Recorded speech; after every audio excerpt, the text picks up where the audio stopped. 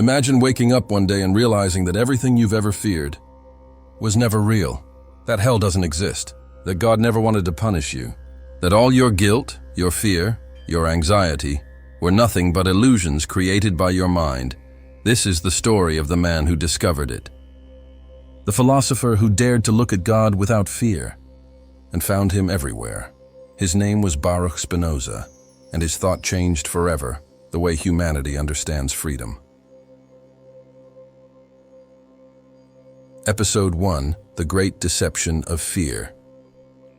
Imagine waking up one day and realizing that your entire life has been guided by an emotion that isn't real, not by a visible enemy, nor by a tangible danger, but by a feeling so ancient it has fused with human nature itself. Fear. Fear is the first language we ever learn. Before we can speak, we already fear losing the warmth that protects us.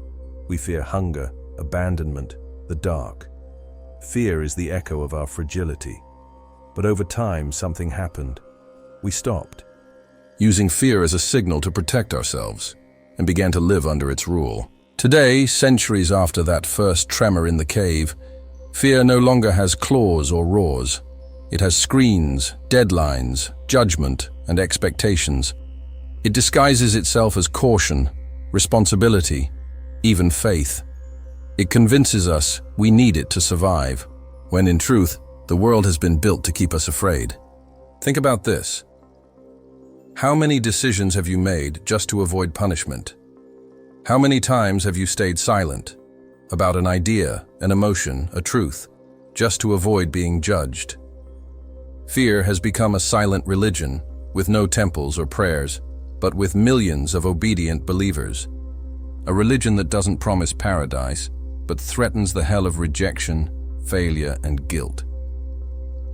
For centuries, humanity has worshipped this invisible God.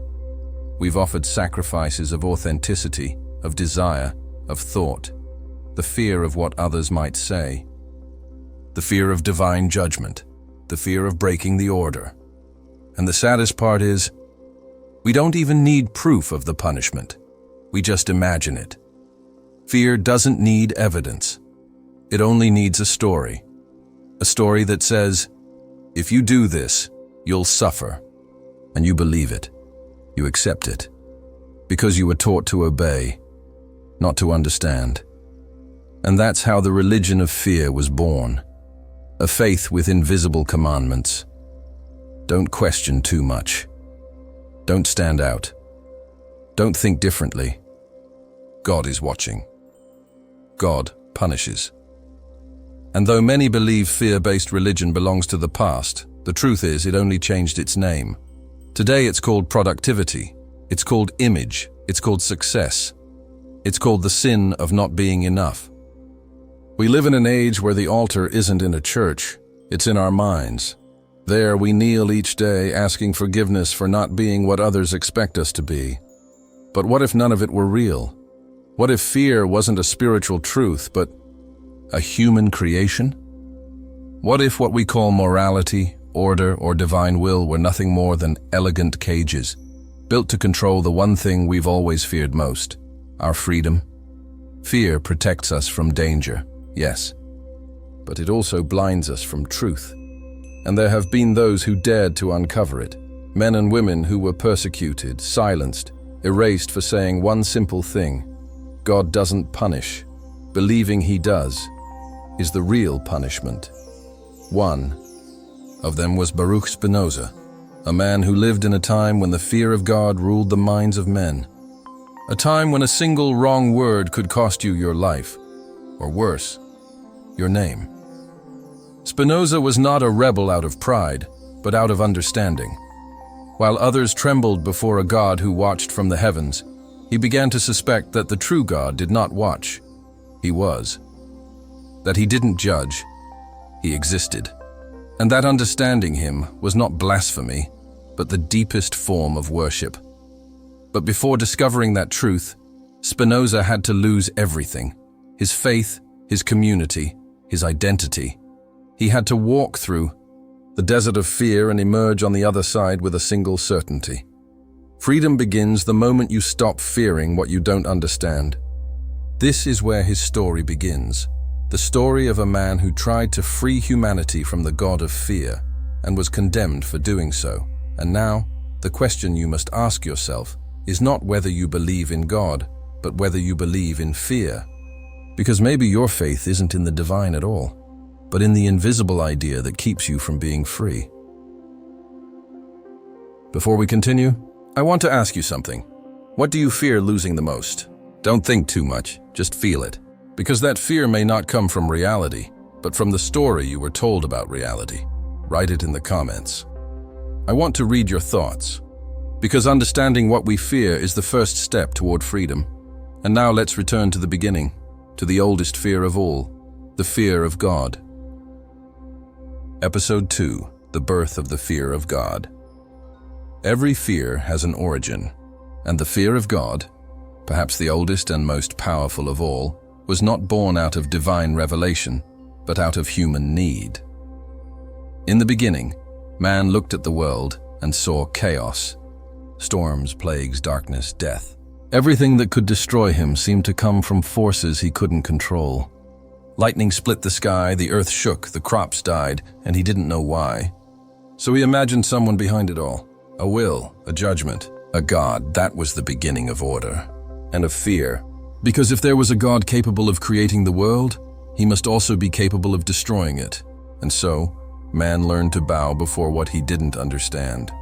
He offered sacrifices to calm the sky, built temples to keep death away, and created laws to please an invisible being whose silence terrified him. The fear of nature slowly became the fear of divinity, and the fear of chaos became the foundation of morality. For centuries, that fear served a purpose. It kept people together, obedient, cautious. Fear gave birth to civilization. But as civilization grew, fear no longer protected, it controlled. What began as respect for the mystery of life became submission to authority. The gods became judges, the priests became intermediaries, and the faith that once connected man to the cosmos became a system that kept him small. By the time Spinoza was born in 1632, the fear of God was already a political tool. Religious institutions no longer sought truth. They sought obedience. They ruled through guilt, and guilt was the chain that kept souls bound. In the Jewish community of Amsterdam where he grew up, God was law, and that law left no space for doubt. Every gesture, every thought, every question was regulated by tradition. To think differently was not simply to err, it was to sin. But young Baruch was born with a dangerous gift, curiosity. While others accepted the sacred texts as unquestionable, he wanted to understand why. Why would a perfect God feel anger? Why would an infinite being demand sacrifices or praise? Why would a divine mind create a world full of suffering and then punish humans for enduring it? Those questions were not welcome. Because fear depends on silence, and the moment you start to question what you fear, the illusion begins to crumble. Spinoza studied the scriptures, but also Aristotle, Averroes, and Maimonides. He read about physics, astronomy, logic, and little by little, the image of that human-like God began to dissolve. He realized that the universe follows laws, not whims. That what we call miracles are simply events whose causes we don't yet know. And that the divine cannot be something outside nature, but the essence that makes nature possible. To Spinoza, that idea was not blasphemy, it was liberation. If God is the universe, then everything that exists is divine. There is no good or evil in the cosmic sense, only understanding or ignorance. No sin, no eternal punishment, only consequences governed by the same universal order. But for the men of his time, that thought was unforgivable. A God without wrath was a God without power, and a God without power meant a religion without control. When word of his ideas spread through the community, the reaction was swift. The rabbis summoned him, accusing him of heresy and atheism. They gave him one chance to repent. He refused, and so one morning in 1656, the synagogue pronounced one of the harshest excommunications in Jewish history. The words of the curse still echo through time. Let him be cursed by day and cursed by night. Let his death not be mourned, and let his memory be erased from the face of the earth. That day, Baruch Spinoza ceased to exist. His name was erased, his friends forbidden to speak to him, his family ordered to abandon him. He became a ghost among the living. Most people would have broken. Most would have begged for forgiveness. But not Spinoza. He didn't curse his judges. He didn't fight. He simply walked away, and in that quiet act of exile, he began the greatest revolution in the history of thought, the liberation of the human mind from the fear of God. Because from that moment on, he would dedicate his life to a single question: if fear rules the soul, can understanding set it free? Episode 3. The Man Erased from History. He was 23 years old when the sentence was spoken. 23, and already condemned to disappear. When Baruch Spinoza walked out of the synagogue that morning, he wasn't just expelled from his community. He was erased from existence. No one was allowed to speak to him, to offer him food, or even to greet him on the street. To acknowledge him was to share his curse, and so he became a shadow. The doors that had once opened for him were now closed. The faces that once smiled turned away in fear. The boy who had once asked too many questions had become the man that no one dared to name. For most people, that kind of rejection would have been unbearable. But Spinoza understood something that others didn't. Fear needs company to survive. Once you stop fearing isolation, it loses its power. So he accepted his solitude. He embraced it. And in that silence, he began to see the world with new eyes. He realized that exile is not the end. It's the beginning of freedom. Because when society erases you, you are finally free to think without asking for permission. He left Amsterdam behind, moved to the outskirts, and began working as a lens grinder, a simple craftsman polishing glass for microscopes and telescopes. It was a humble life, but in that simplicity, he found something close to peace. Every lens he shaped was a metaphor for his philosophy, removing imperfections, clarifying what was blurred, bringing hidden truths into focus. During the day, he worked with his hands. At night, he worked with his mind. He read, wrote, and thought endlessly, building little by little a system of thought that would change the course of human history. But the world was not ready for his ideas. In an age where religion controlled not just belief, but identity, to say that God was not a person, but the universe itself, was like setting fire to the foundations of morality. Still, Spinoza didn't preach. He didn't seek followers or power. He only sought understanding. He believed that knowledge, not faith, could free the soul. That if we understood the causes behind our emotions, we could stop being slaves to them. He believed that freedom was not about choosing between options, but about understanding why we desire one thing and reject another. That only through reason, not fear, could the human spirit be free.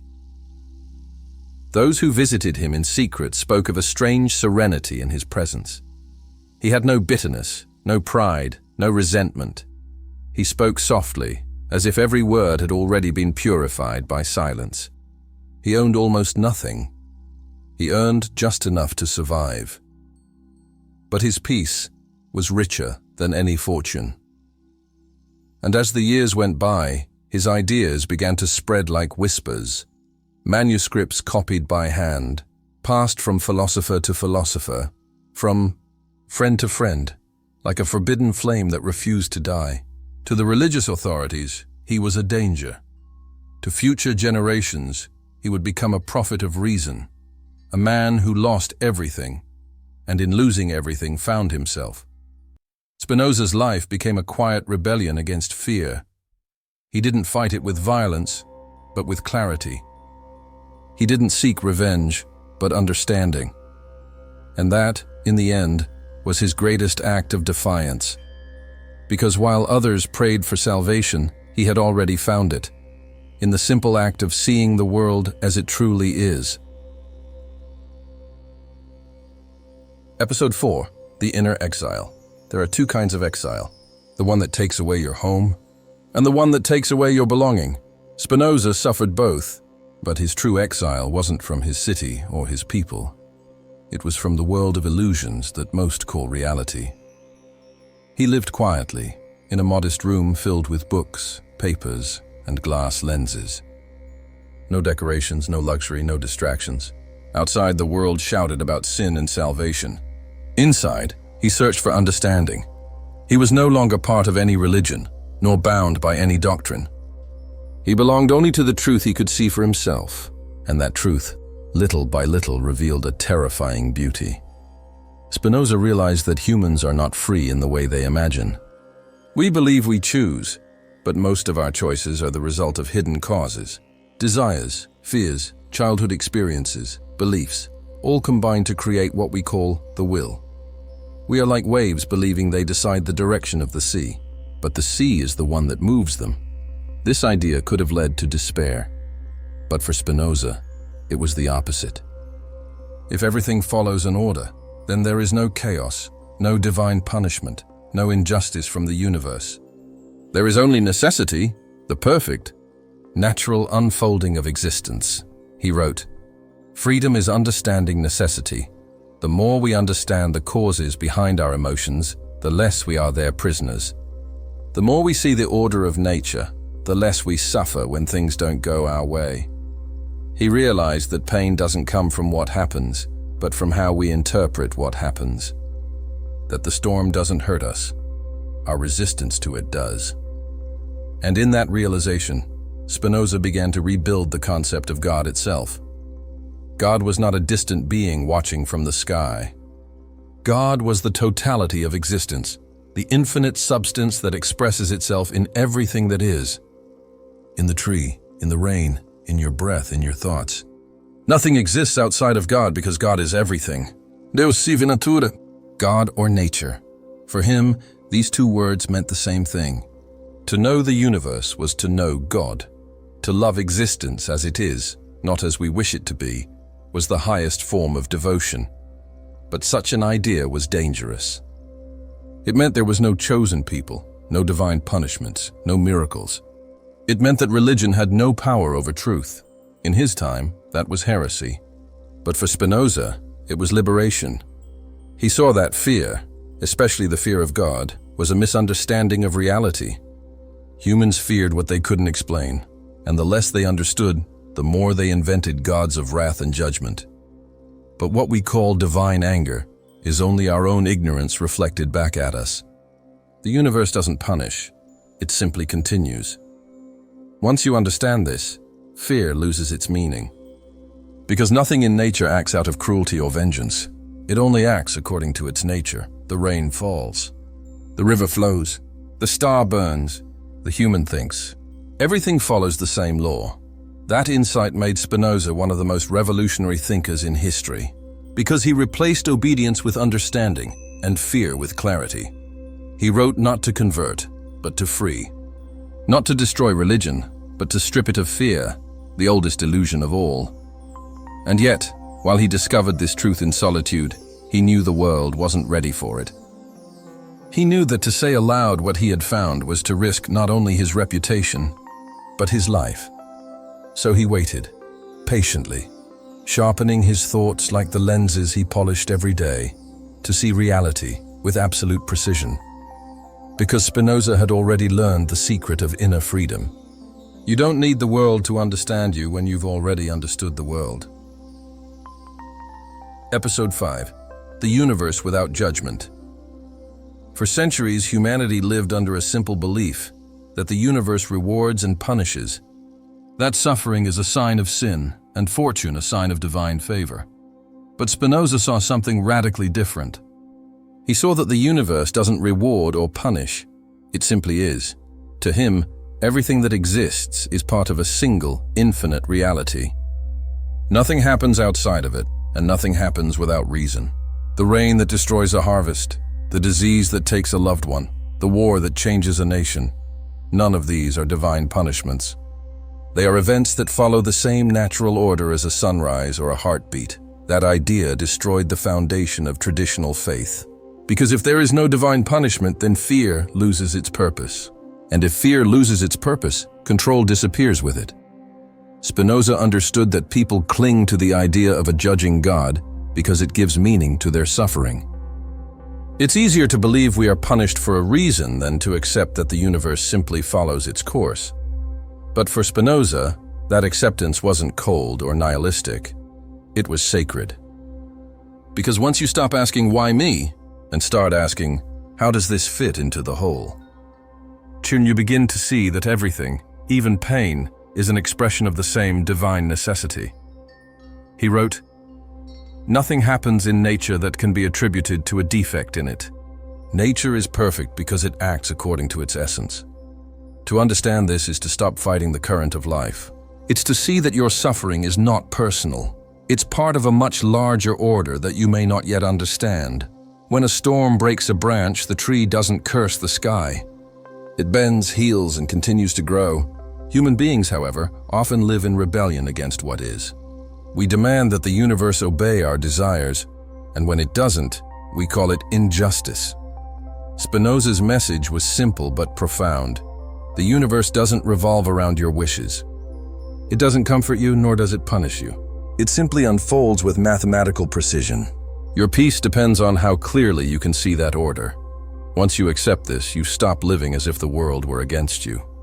You stop taking suffering personally, and in that moment of surrender, not resignation, but understanding, a strange peace appears. Spinoza called that state amor Dei intellectualis, the intellectual love of God. It is not an emotional love, nor a devotion born of faith, but a serene joy that comes from understanding the harmony of existence. In that love, there is no fear because there is nothing to fear. Everything that happens is the expression of the same infinite substance.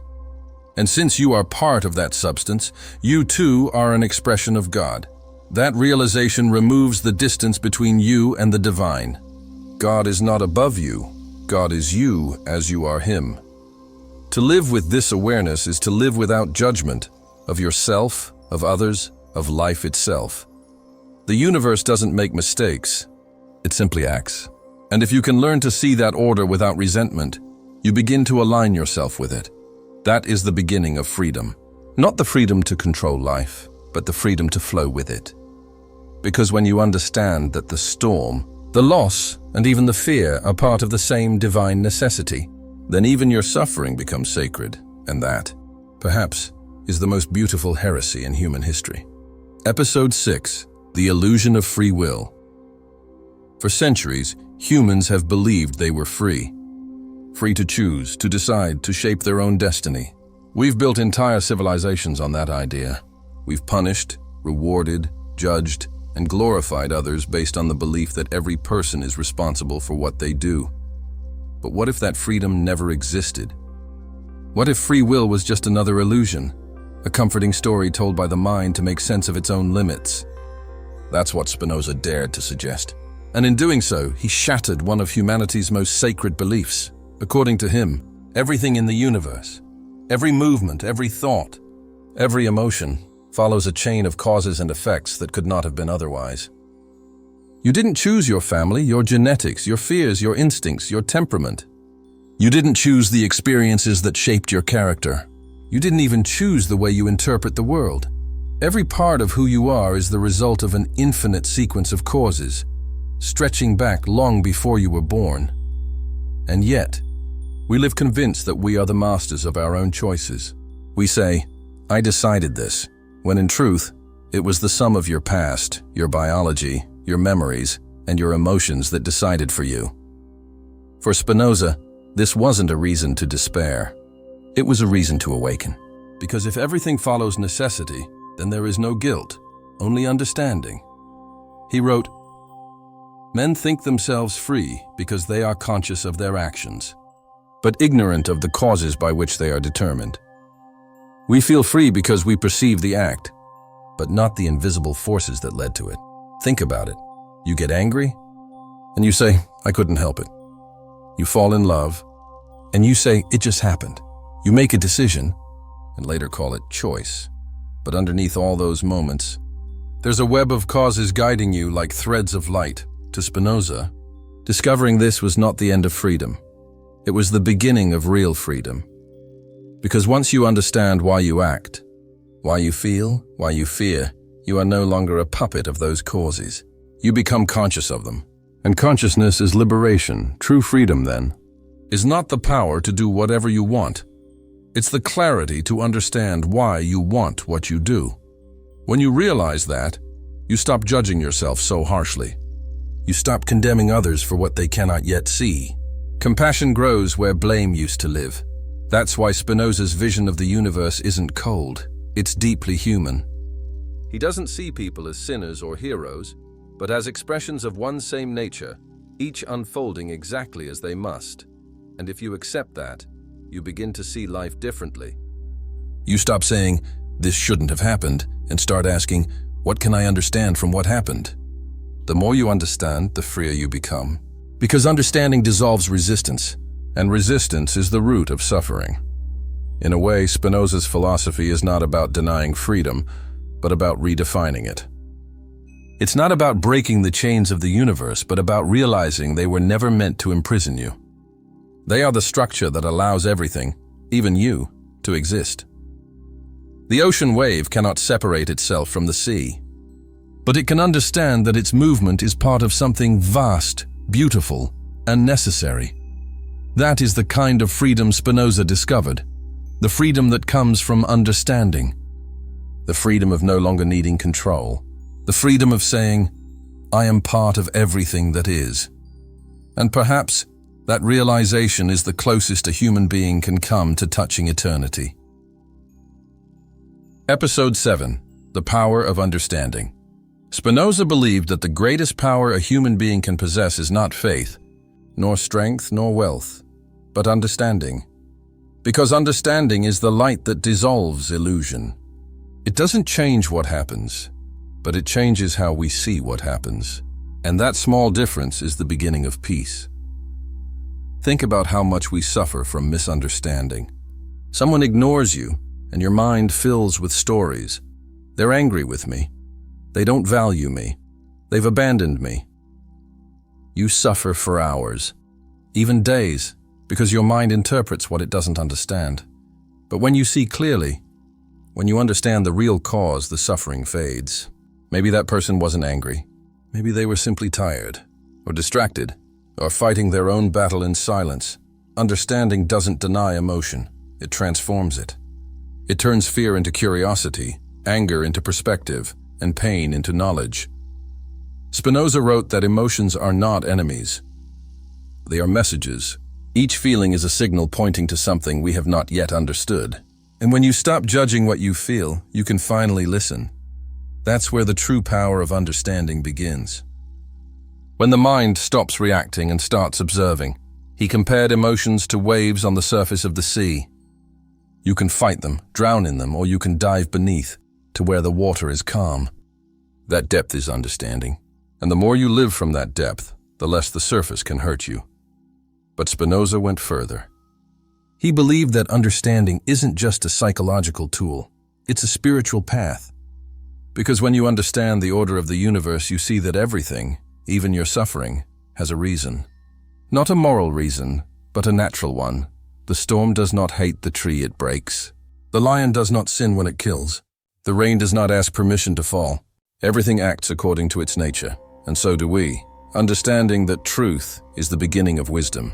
Because it frees you from resentment. You stop saying, "Why did this happen to me?" and start asking, "What is this showing me?" And in that shift of perception, a new form of peace is born. One that doesn't depend on what happens, but on how clearly you see it. To understand is not to justify. It's to illuminate. To look at the chain of causes behind every action and see that nothing is personal, nothing is random, nothing is separate. When you reach that clarity, you stop being a victim of life. You become its witness. You begin to move through the world without the weight of resistance, without the constant fight against what is. That's why, for Spinoza, knowledge wasn't cold or abstract. It was sacred. Each truth discovered is a step closer to God, not the God of fear, but the God of understanding. Because to understand reality as it truly is the same as loving it. And in that love, there is no fear left. Episode 8. The Mirror of Suffering. Every human being at some point asks the same question: why do we suffer? For most of us, suffering feels like an enemy, something unfair, meaningless, or cruel. But Spinoza saw it differently. He believed that pain is not a punishment from life, but a mirror. Suffering shows us what we still don't understand. It reflects the gap between our expectations and reality. And in that space, between what we want and what is where all anguish is born. He wrote, "Suffering ceases to be suffering the moment we understand its cause." Think about how much pain comes not from what happens, but from the story we tell ourselves about it. We lose something and we say, "This shouldn't have happened." Someone leaves, and we say, "I can't live without them." We fail, and we say, "I'm not enough." But what if none of those thoughts were true? Reality itself rarely hurts us. It's our resistance to reality that tears us apart. The rain doesn't make us suffer. It's our wish for sunshine that does. Time doesn't wound us. It's our desire for things to stay the same that hurts. Spinoza taught that suffering is not the problem. Misunderstanding is. The more we see the world as it is, the less we demand that it be different. And in that acceptance, pain begins to soften. Imagine looking at your life as a river. When you fight the current, you drown. When you learn to move with it, the same water that frightened you becomes your strength. That is the transformation understanding brings.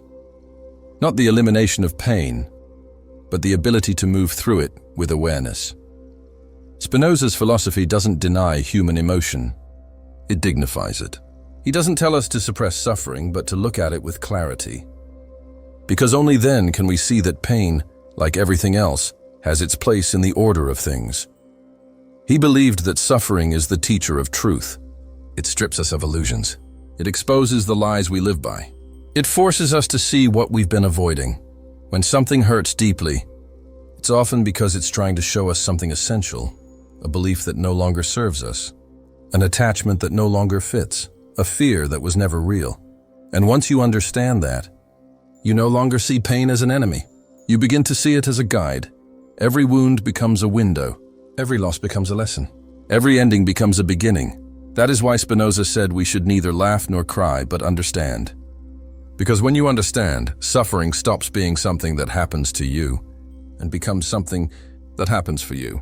You realize that even your deepest pain was part of a greater intelligence, a movement of the same divine order that makes stars burn and rivers flow. And when you see that, you stop asking life to spare you from pain. You start asking it to teach you what pain came to reveal.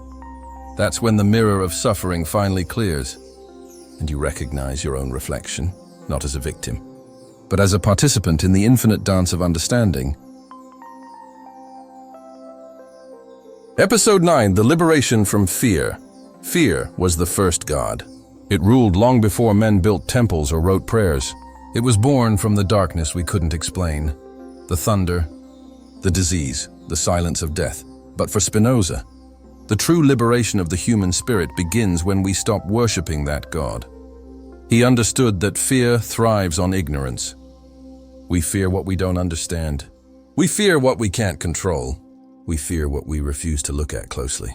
And so fear survives, not because it's real, but because we feed it with our imagination. He wrote, "The more we understand, the less we fear." Think of how many of your fears have never come true. How many nights you've stayed awake imagining disasters that never happened. How many people you've feared losing, only to realize you were fearing an illusion. Fear is a storyteller. It creates images so vivid that the mind confuses them with reality. And in that confusion, it finds its power. You don't need a monster to feel terror, only a thought that seems too real to question. But the moment you shine light on that thought, it begins to dissolve. Because fear cannot survive in understanding. Spinoza believed that the greatest form of knowledge is not knowing things, but knowing yourself. To observe your mind without judgment, to see how your thoughts arise, how your emotions react, how your imagination builds entire worlds of fear, worlds that collapse as soon as you question them. Understanding doesn't destroy fear violently. It makes it unnecessary. Because once you see reality clearly, you realize there was never anything to run from. He compared the human mind to a mirror. When it's clouded by emotion, it distorts everything. But when it becomes clear, it reflects the world as it is, without good or evil, without threat or punishment. That clarity is freedom. Not the freedom of having no problems, but the freedom of not being enslaved by them. When you stop fearing what you feel, fear loses its grip. When you stop resisting life, life stops resisting you. For Spinoza, liberation doesn't mean escaping the world. It means understanding it so deeply that nothing in it can imprison your mind again. Because the real prison isn't outside. It's in the stories we tell ourselves. Stories of guilt, of punishment, of not being enough, of a God who watches and judges.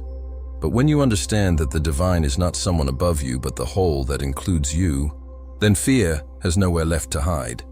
You stop trembling before heaven and start recognizing that heaven was never somewhere else. It was always here, in every atom, in every breath, in every thought that dares to see clearly. That's the liberation Spinoza offered, not the false comfort of faith, but the strength of understanding. Not the promise of paradise, but the peace of clarity. And though he lived in poverty, in exile, in silence, his mind was freer than any king's because he had seen through the oldest illusion of all, the illusion of fear. Episode 10. The Path to Peace. Peace is not found by escaping the world, but by understanding it. That was Spinoza's final revelation, that the mind can be calm even when life is not. For him, peace was not a gift from God, nor a reward for the righteous. It was the natural result of clarity. When you understand the causes of things, you stop fighting them. And what we call peace is simply the absence of resistance.